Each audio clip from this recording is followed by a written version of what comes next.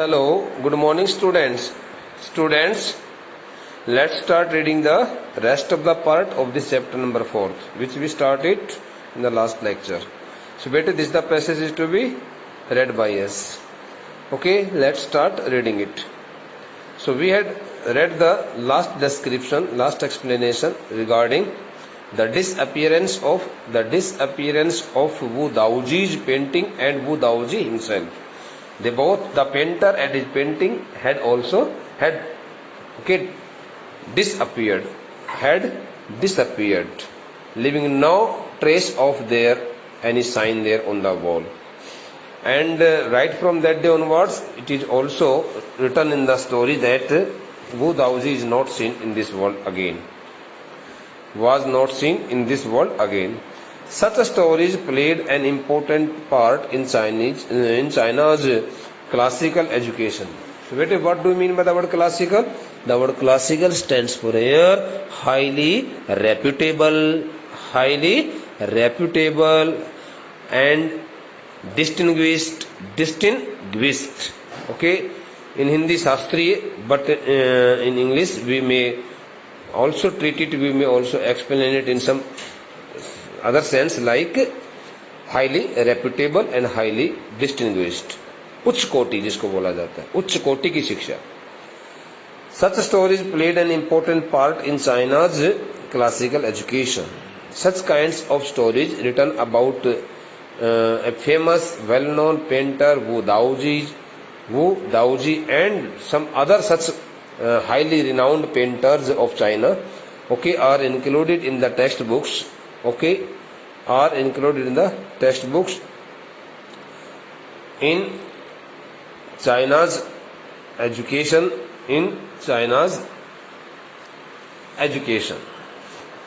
Such stories played an important part in China's classical education.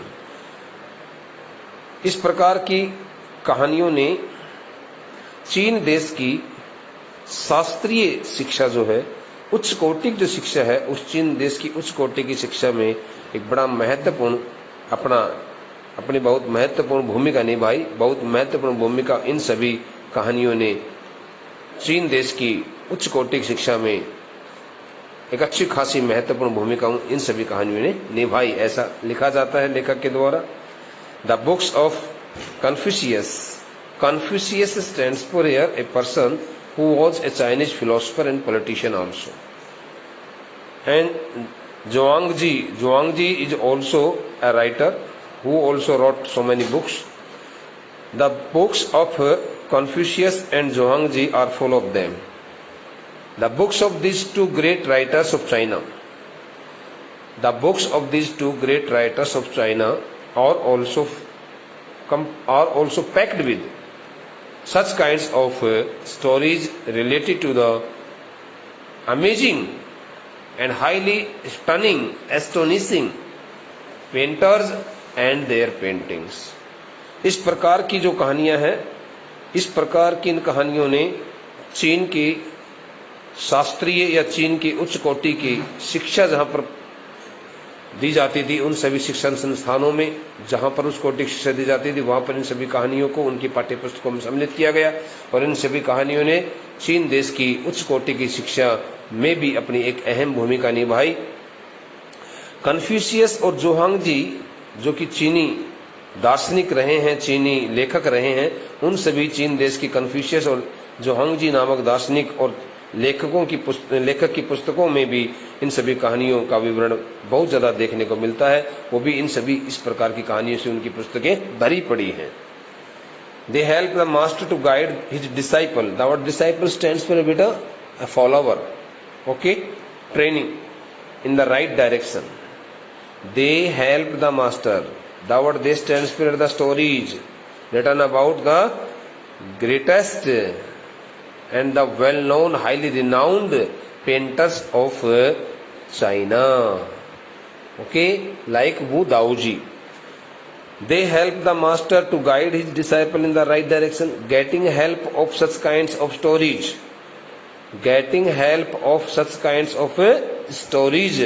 as written about the greatest painters and their paintings in the books of in the books of Chinese education, Chinese academics, Chinese education system.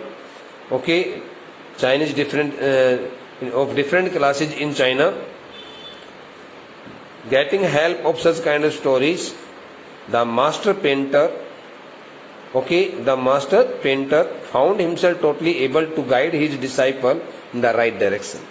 इन सभी प्रकार की कहानियों की मदद लेकर के, या यूं कहिए आप, इन सभी प्रकार की कहानियों ने जो प्रधान जो चित्रकार होता है, मुख्य जो चित्रकार होता है, मास्टर जो पेंटर होता है, उस मास्टर पेंटर को इन सभी कहानियों ने इस कदर सहायता प्रदान की कि उस मास्टर पेंटर ने अपने उस शिष्य को, अपने अनुयायी को, अपने उस ट्रेनी को सही दिशा में कुछ सिखाने के लिए और उन सभी कहानियों से ज्ञान अर्जित करके, कुछ सीख करके, और उसने अपने नीचे काम करने वाले जितने भी ट्रेनीज थे, उन सभी ट्रेनीज को ठीक प्रकार से इस प्रकार की विशेष चित्रकला, विशेष प्रकार की चित्रकारिता बनाने में उसने उनमें अपने आप को सक्षम पाया था। फिर देखिए, they help the master to guide his disciple in the right direction. Those the stories written about the past, written about the ancient famous Chinese painters always helped so many other master painters to guide their disciples, to guide their trainees in the right direction. So getting help of those old stories, the master painters found themselves totally able to teach the lessons about such great paintings to their trainees, to their disciples in the right direction. Beyond the anecdote, they are deeply revealing the spirit in which art was considered. Beyond the anecdote stands for here. If we don't mention the term anecdote, the word anecdote, a short interesting story about a real person, about a real man, about a real thing. So if we don't talk about that the short story written about a real person, written about a real fact, real thing, so these the stories are deeply revealing. Revealing means representing, showing of the spirit in which art was considered. So these the stories of the ancient Chinese painters also represent here it very clearly that they had put, that those all greatest painters had put their soul, had put their spirit, feelings, in their paintings in which the art was concerned, in which art was concerned. Whatever art they made, whatever painting they made, whatever art was made by them, they put their whole heart, they put their soul, they put their heart, they put their spirit in their all kinds of arts and paintings.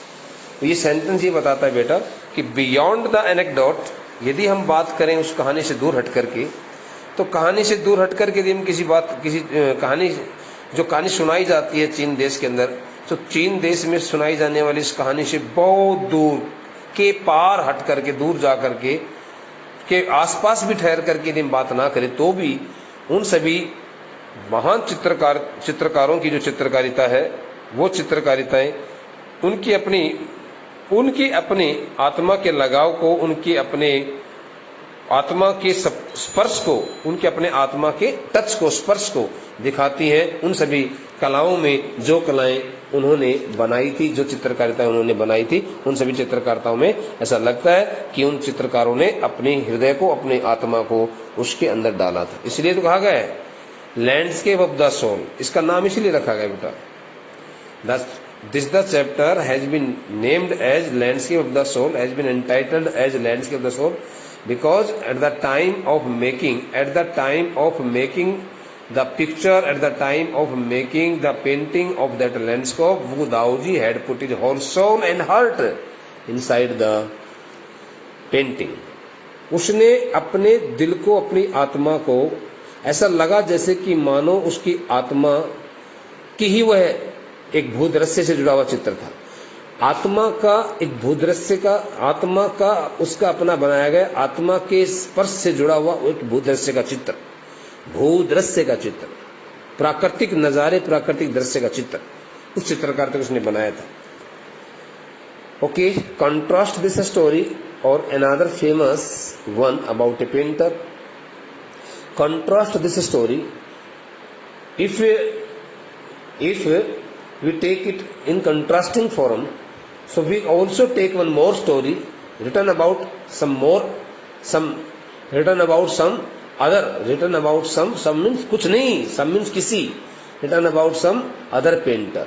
Okay, contrast this story, in contrast to this story or another famous one about a painter, one more story is written about a well-known famous popular painter who wouldn't draw the eye of a dragon.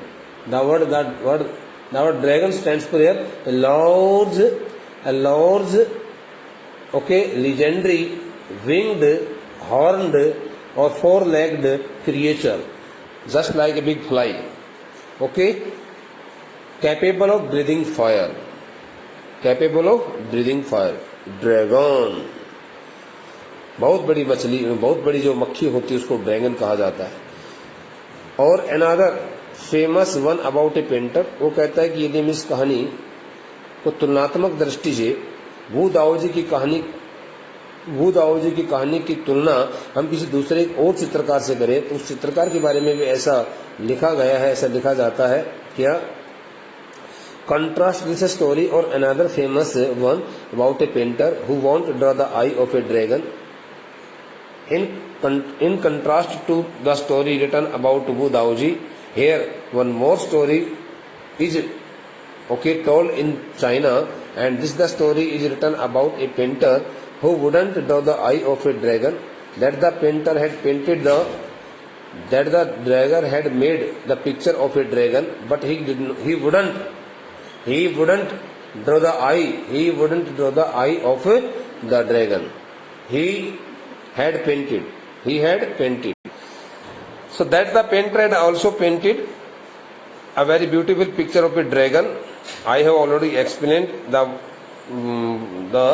word dragon. The dragon is a kind of creature looking like in the shape of a big fly, which is also a winged fly, winged creature, four-legged creature. It could also be four-legged winged creature. Okay, capable of breathing fire, जिसके मुख से आग भी उगलती हो, इस प्रकार का एक बहुत बड़ा एक ड्रैगन होता है। For fear it would fly out of the painting.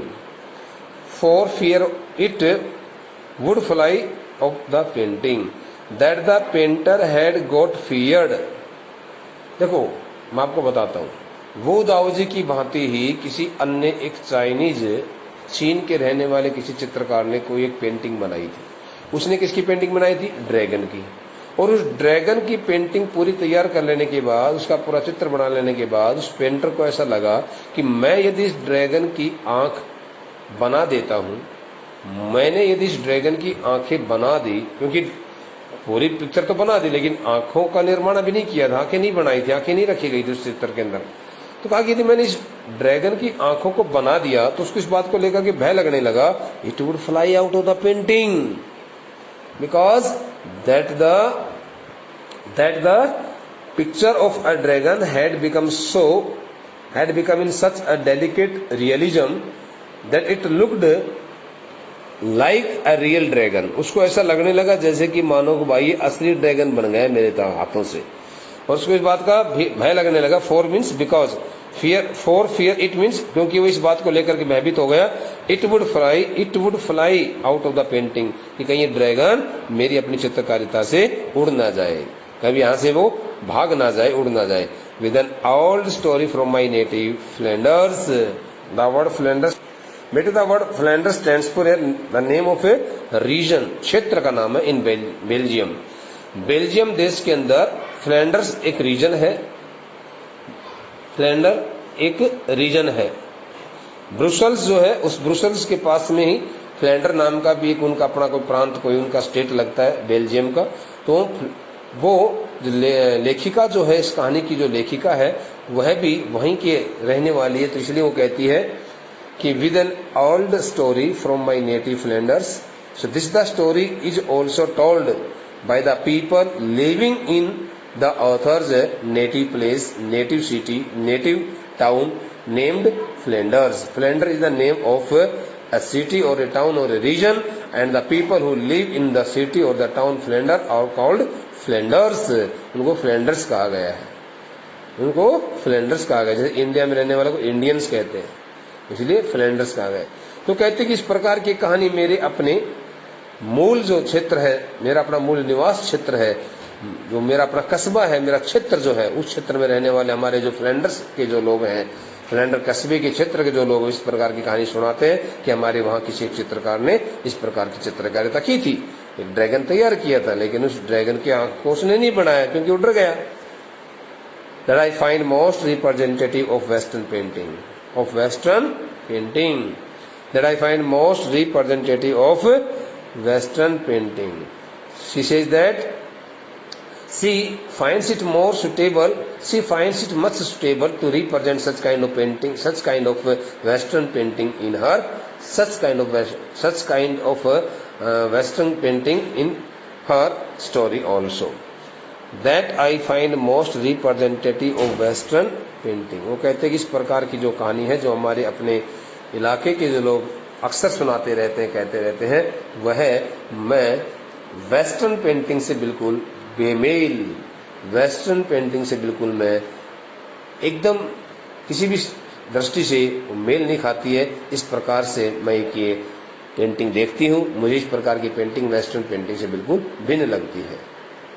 तो कहते हैं कि मेरी अपनी जो ये कहानी है, यह वेस्टर्न पेंटिंग और चाइनीज पेंटिंग दो प्रकार की पेंटिंग्स को बताती है कि वेस्टर्न पेंटिंग के लोग जो है वो किस प्रकार की पेंटिंग करते हैं, वेस्टर्न पेंटर्स कैसी पेंटिंग करते हैं, और यूरोपियन पेंटर्स जो होते हैं वो किस प्रकार की पेंटिंग करते हैं। देखिए, इन 15th century Antwerp, a master blacksmith, called Quentin Mitsches fell in love with a painter's daughter. In 15th century, it was the time of 15th century.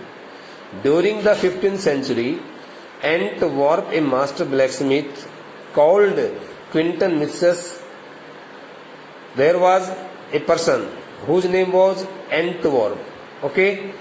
Antwerp is also the name of a place.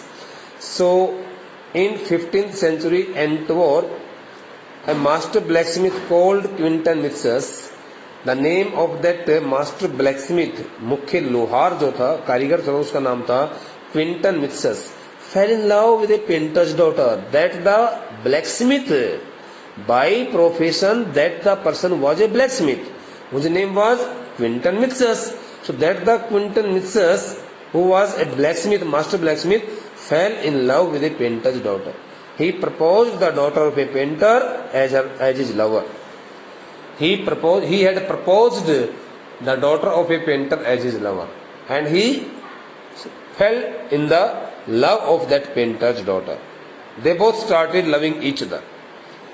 The father would not accept a son-in-law. The father would not accept a son-in-law in such a profession. When the painter learnt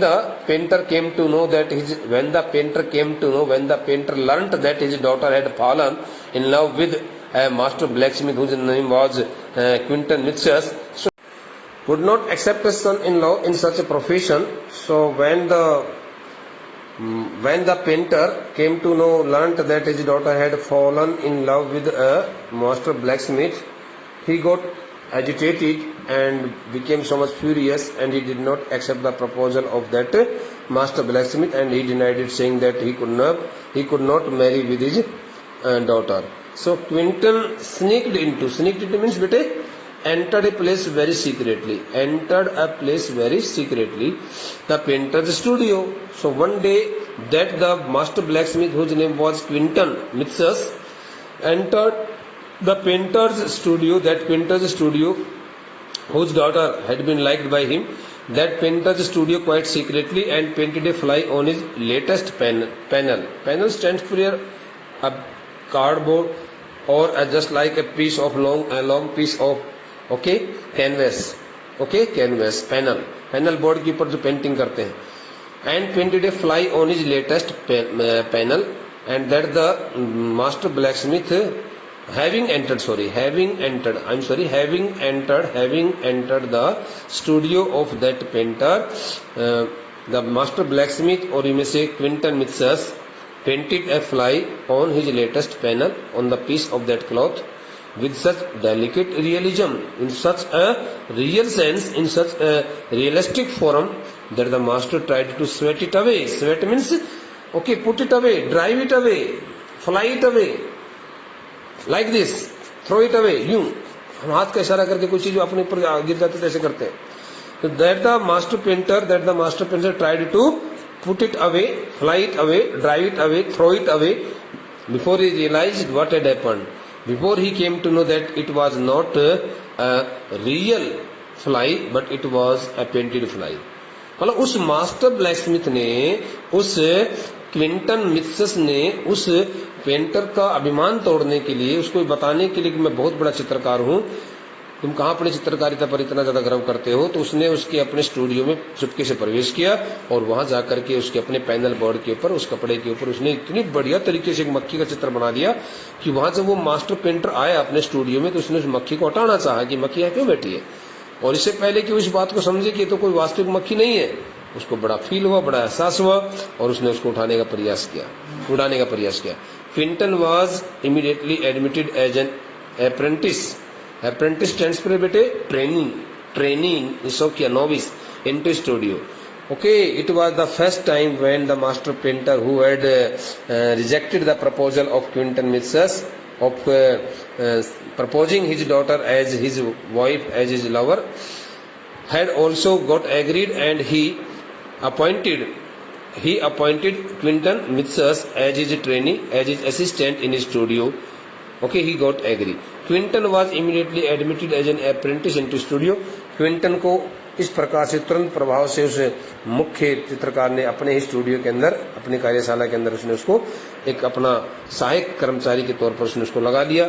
he married his beloved. फिर उसके बाद में उसने that the master blacksmith, that the painter Quentin Matsys got himself married with the daughter of that painter and went on to become one of the most famous painters of his age, and that the Quinton Mitsas also became one of the most famous painters of his age, of his time. और वह अपने समय का, अपने युग का एक बहुत ही सुप्रसिद्ध, जो जितने भी चित्रकार थे उन सभी चित्रकारों में एक मात्र एक अच्छा, बहुत ज्यादा ख्याति प्राप्त चित्रकार बना.